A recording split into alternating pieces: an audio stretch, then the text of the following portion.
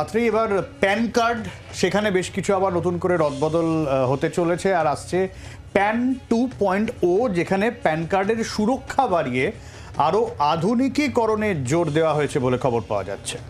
কেন্দ্রীয় মন্ত্রিসভার বৈঠকে অনুমোদিত হয়েছে এই নয়া প্রকল্প। নতুন প্যান কার্ডে কিউআর কোড থাকবে, একথা জানিয়েছেন অশ্বিনী বৈষ্ণব। সমস্ত ব্যক্তিগত তথ্য সুরক্ষিত রাখার জন্যই এই সিদ্ধান্ত। বিনামূল্যে প্যান কার্ড আপগ্রেডেশনও করা যাবে। আর যদিও একটাই ভালো খবর যে এই আধুনিকীকরণের জন্য সব খরচ বহন করবে সরকারি, মানে এখনো পর্যন্ত খবর পাওয়া যাচ্ছে আলাদা কোনো খরচ নেই। কেন্দ্রীয় মন্ত্রী অশ্বিনী বৈষ্ণব এমনটাই জানিয়েছেন। আমরা একটু গোটা বিষয়টা আত্রেই বুঝে নেওয়ার চেষ্টা করব। রাজীব রয়েছেন আমাদের সঙ্গে। রাজীব, আবারও একটা ওই সেই লিঙ্ক করা, আবার সেই লিস্টে নাম তোলা, এই বিষয়গুলো সামনে আসছে। ঠিক এই নতুন প্যান কার্ড কি হবে? মানে আমার যে প্যান কার্ড আছে এই প্যান কার্ডকেও কি বদলা